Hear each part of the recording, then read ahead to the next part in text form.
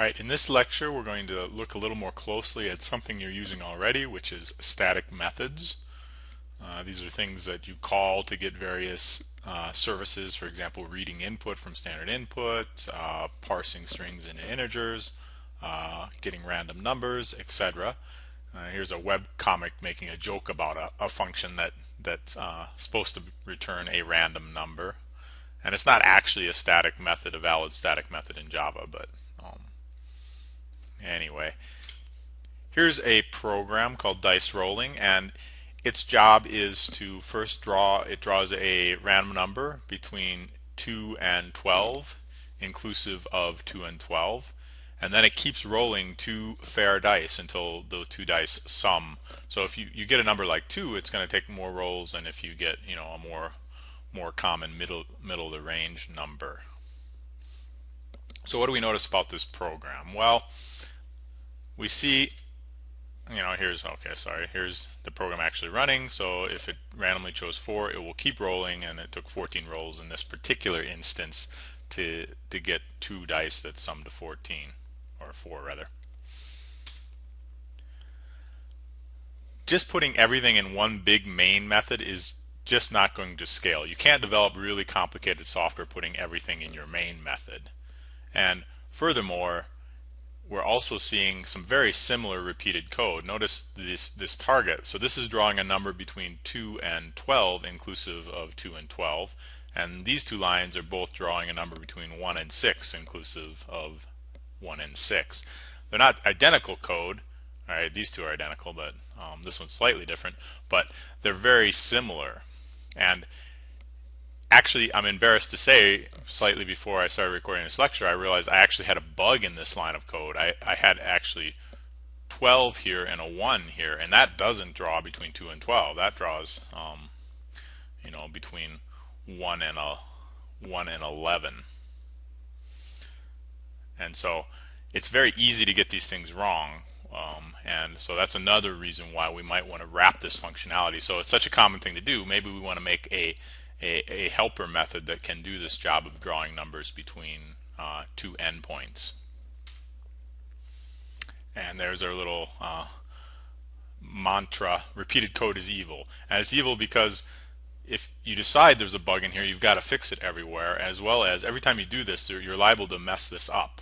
And so it's better to have one piece of code that you've already developed and debugged and you know is working, rather than having to remember the idiom you need to put into your code to make it do its job. We've already seen loads of different helper methods in the class already. For example, system.out.println.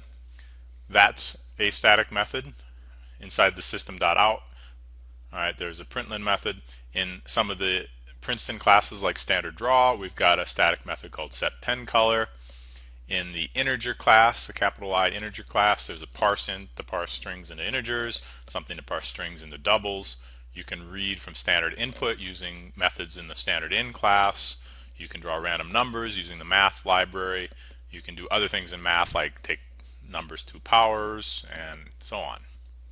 These are all static methods. You'll notice some of these methods return a value. So these 5 different methods, they all return different result values. Some of them are integers, some of them are doubles.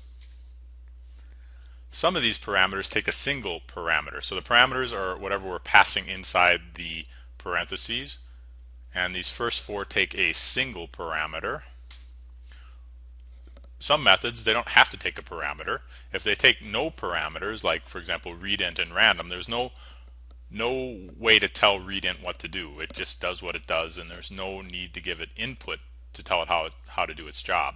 And in this case, we just have those empty parentheses. But these are actually required. These aren't optional in Java. You must put these in so Java knows you're calling a static method. It's just a static method with no parameters. Some methods like math.pow and setXscale have 2 parameters. Let's look a little bit about what is a method. Well, method you can think of like a mathematical function, something like square root or sine or cosine. It takes some input and then it produces an output value. Methods allow us to build modular programs, and so we can put that code that would have been repeated, we would have had the same little code to do the random number drawing in a bunch of different locations. We can centralize it into one single location, thus saving us from having to retype it every time, and more importantly, it prevents us from screwing it up every time we try and retype it. Here's how methods work.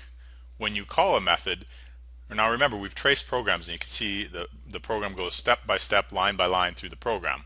When you hit something that's a method, what actually happens is that control point where that computer is executing jumps into the code that's inside the method. And when it does that, if it has any parameters, for example, math.pow has two parameters, those two parameters, when you make the method call, are copied to new variables that are used inside the method. The method then executes all its lines of code, and then it can optionally return a value. So you don't have to return a value from some methods, but you can if you want. And then once the method is completed execution, flow of control returns to the line after the method call in the program that called the method. Here's an example called method jumping, and what we have here is we've got our main program. It prints hello, then it prints a space, then it calls the print world method. It's a static method inside this class. So I haven't called it. I could have said method jumping dot print world if I wanted to, but because I'm in the same class as that method, I don't need to. Comes up here, it's going to print world, and then it's going to print out a little calculation, 1 plus 2, so it just prints that in text, and then it's going to call this add nums method, which is going to sum the two things and return the result. Now the question is exactly what is the flow of control here? And so let's go ahead and go into Eclipse and go to the method jumping example. Here's the same program. Let's set a breakpoint on line 20, and let's run that in the debugger. Program starts execution on line 20 of the main program. Oops, what happened there? I think I hit the wrong button. Let's try that again.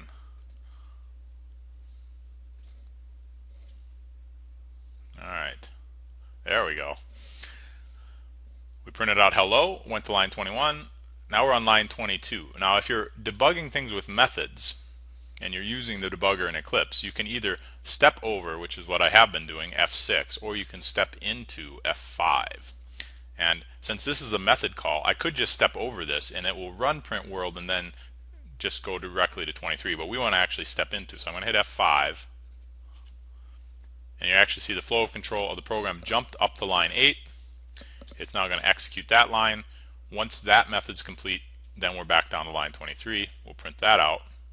And if I step into add nums, you'll see you've come up here, and what does num1 equal? It equals the copied values of those two parameters to the method. So num1 equals 1, num2 equals 2. It's going to create a local variable called result, set it equal to num1.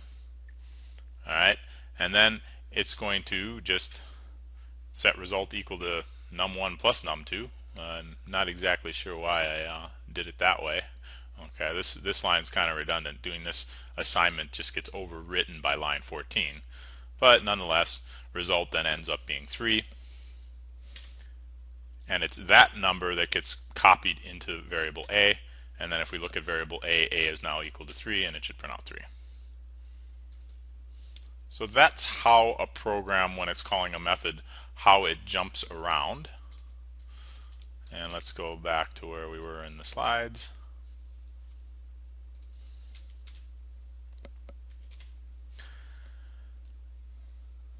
Here is a helper method I made, a static method called getRandomNumber. And remember, we had this common problem. We want to draw a number randomly between one endpoint and another endpoint, inclusive of the two endpoints.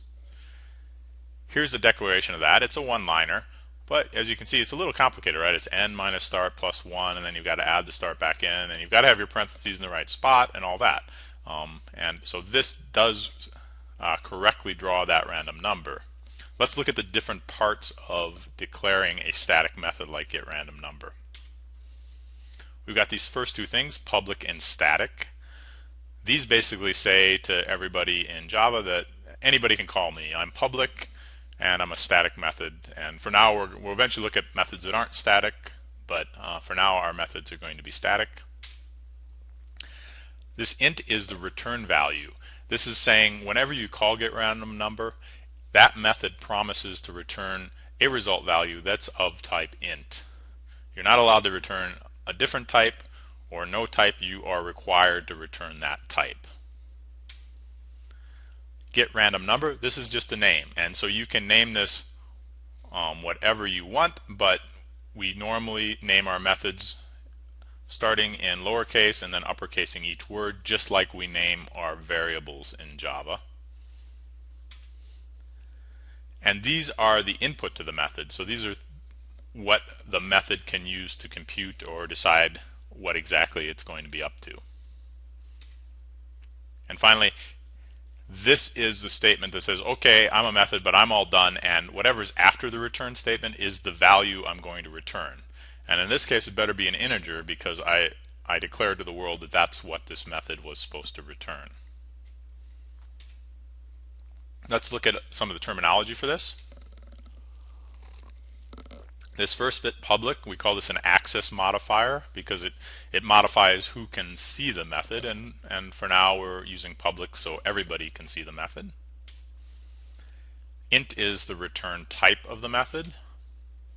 That's obviously the method name. And then these are all, start and end here are parameters, are arguments to the method, and I use the terms pretty much interchangeably. And that's a return statement. If you take the name plus the parameters, so how many parameters and the type of those parameters, that's the signature of the method. And we're going to see you can actually have multiple methods with the same name as long as they differ in signature. Notably in Java, this does not include the return type. Alright, the signature is just the name of the method plus the number of arguments and the types of those parameters. The exact name, like start and end, these are just variable names that are used inside the method body, and they're not, you could call them whatever you want. That doesn't change the signature. The signature of this is that my name is getRandomNumber. I have two parameters. The first is an int, the second is an int. The exact name of those parameters is irrelevant.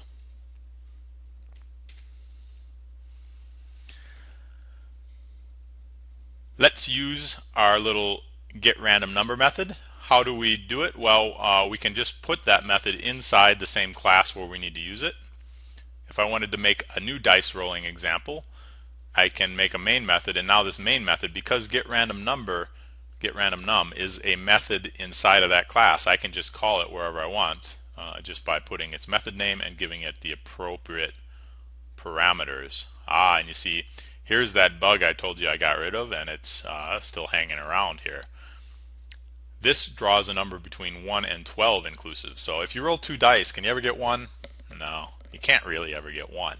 And if you run this particular program without fixing this bug, so what this would really be is a 2 here. If you run this program enough times, sooner or later, target's going to be 1.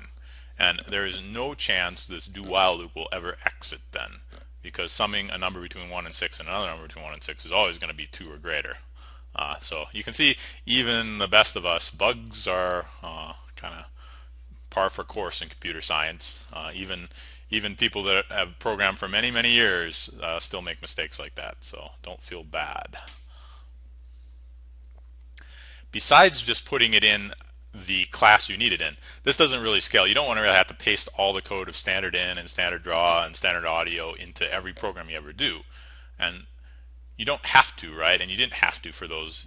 You can put them in a class, and as long as that class is in the same directory, so as long as standardin.java and standarddraw.java are in the same directory as your program, then everybody else can access them. So what I did is I actually made a random util program, and as long as random util is in the same directory as my program, I'll have access to get random num and this other version. This is an example of what we call method overloading. We have two methods. They have the same name, but they differ in signature. The first one takes two integers and the second one takes a single integer. This is just for convenience because maybe you're always wanting to call the first version but with 0 as the first parameter, say for sake of example.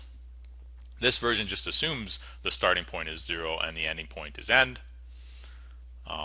And you could do that. You could have a whole bunch of different versions, but importantly they must differ in the number or types of their parameters, because Java needs a way to know whenever you call get random num, it needs to know which one to run, and it can't figure that out without something different in the signature. How do you call it if you put it in this class? Well, just like we call standard in or standard draw. These aren't magic. These are just classes containing static methods that the folks at Princeton developed. And random util, my own little simple random number generator thing with like two methods, I can now call that by calling random util dot get random number, as long as this thing's in the same directory. There are other ways to deploy your classes, but this is a simple way, and the way we're going to do it in our course is just to copy the Java file into the same directory. And you see I've fixed my bug here, so I've just got bugs left in my slide. There is still perhaps a bug, and you could argue it's up to whoever calls this method should call it with a start that's less than the endpoint. What if they don't, though? Alright, what happens to this method? Does this return the correct result? If I reverse these endpoints, what happens? Well, they don't actually get a number 1, 2, or 3, which is what you're expecting. They're always getting a number 3, which is, probably not what you expected. And when you develop a general purpose static method, you want to maybe think about some of these cases and decide, how you're going to handle it. And I could make a safer version that allows the user of my static method to do it either way, so they can make start greater than end if they so choose. And I've just test if start is less than end, I do the normal thing, but if they happen to reverse it, then I go ahead and do a different calculation, just reversing the two variables, and then I get what you would expect, which is a number 1, 2, or 3. And these are choices you make when you're the one developing these static methods. You get to make these decisions about exactly how your method is going to operate.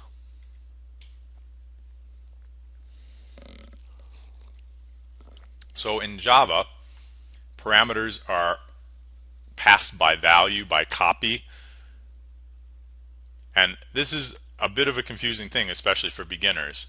When you change values inside of a method, when you change primitive type parameters, they do not persist after the method has finished execution. This variable A and this variable B, they're just kind of like local variables inside of these curly braces. They're initially set to the values of, they get a copy of the value of whoever called the method, but then you're free to muck with these parameter values if you so choose.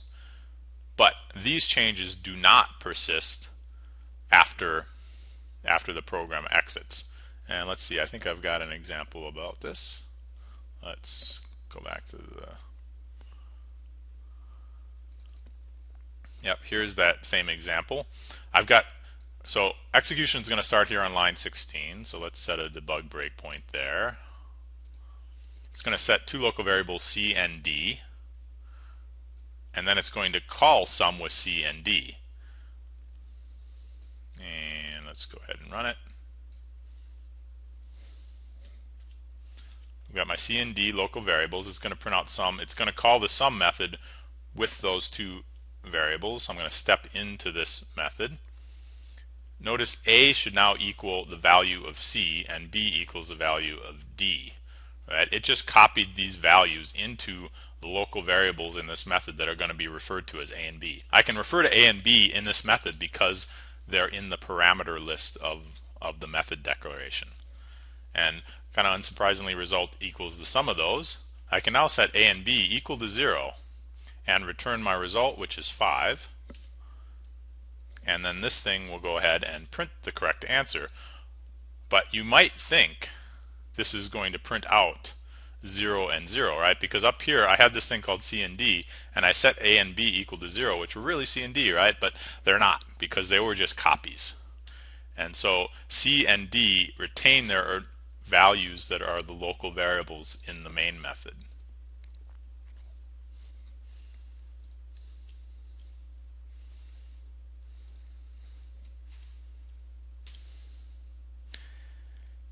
Here's a more confusing version. Here I've named the parameters of my sum method C and D as well. And so now I have C and D in the main method, and I have C and D as my parameters in the method. And what does this print out? And so we can go, let's go back to get my, pull up my Eclipse. I can go ahead and make that change. So all I've done is change this name, change this parameter to C, and notice what happens there, right? A and B aren't defined. I've got to change my A's to C's and my B's to D's, and now it will compile, and we'll debug that one. Same startup, C gets 2, D gets 3. Step into this method. Result is, so now C equals 2 and D equals 3. We're going to now set those equal to 0 and return the result, and it prints out the sum. You might think, again, you might think that this is going to print out C equals 0 and D equals 0, but it doesn't. These C and D's up here are just copies. They refer to the local variable C and D that were copies of the parameters. They're not the same C and D as are in the main program. So changes to primitive types inside of methods have no effect on those values once the method terminates.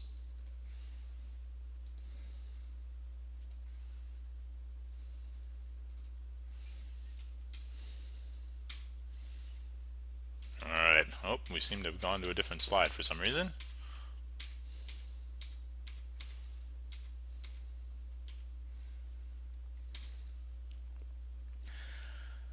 You can also pass arrays in as arguments to your static methods. Here's how to do it. Here's a method called average, and average's job is to take the numbers in the integer array that's passed into them, add them up, and compute the average. I can read in, here is a array of 1,000 integers, and so I just assign each of them equal to a random number between 1 and 10, and then compute the average, which comes out to be about 5.5. So as the size of that array goes to infinity, it will converge to 5.5.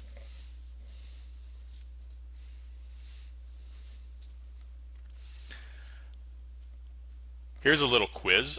Here's a program, the average program I just showed you, and what I'm asking you to try and figure out is, given here are line numbers, what lines are the following variables in scope? That is, could you use these variables without Eclipse or your Java compiler complaining that the variable isn't defined? So try and figure out, so pause the video and see if you can figure out which lines of this program nums is available, and total, and vals, and I.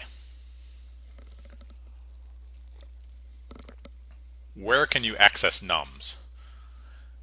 Nums is accessible on line 4 through 7. That's because nums is the name of this array that was passed in to the average method. It's only accessible, there's no nums down here. The array down here is called vals, and it's not valid to use nums anywhere in this main body. It's only valid inside of the average method. How about the variable total? Well, the variable total is declared on line 4, and so anywhere in this method, I guess, maybe line 5 through 7, I don't know, but this whole method has access to that total variable.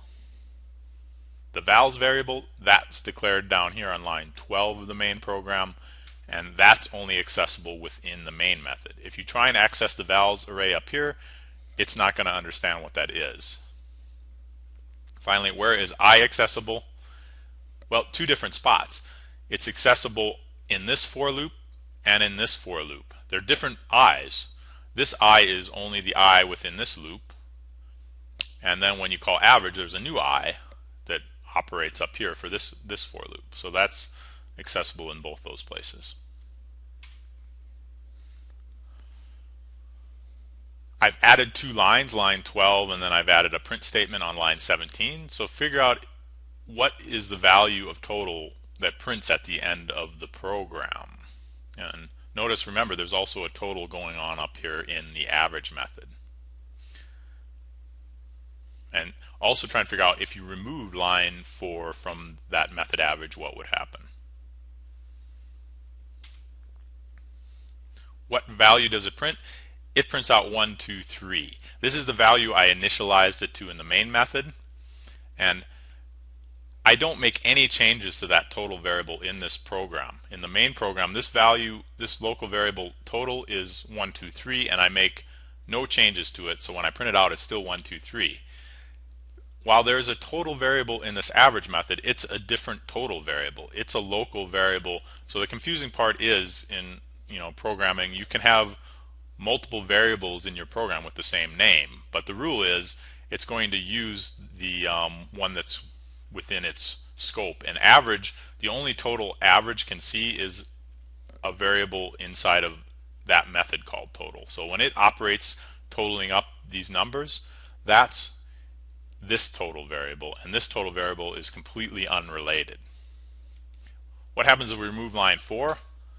That's a compile error. As I said, this total down here has no relation to the total up here. If we remove this local variable in the method average, then these lines like line 6 and line 7 won't compile because it won't have access to a variable. It won't know about a variable called total.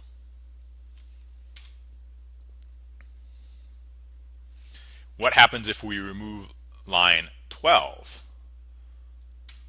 Again, we get a compile error because line 17 is trying to print out a total, and this total that it's trying to print out refers to a local variable in main. It can't see or access this total that's declared in the average static method.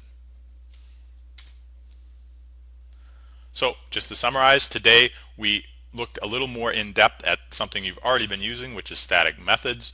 They help us perform calculations. Given some input, they produce some output.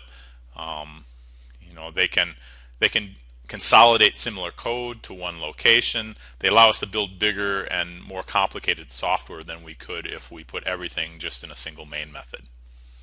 They can have 0 or more input parameters. You don't have to have input parameters, but you can. And you don't have to have a return value. So you can actually have a return value. You can declare your method to return void. And in that case, you do not need this return statement. We've already used them quite a lot, so here are some examples of things in standard in and standard raw. And so now you know enough to make your own methods.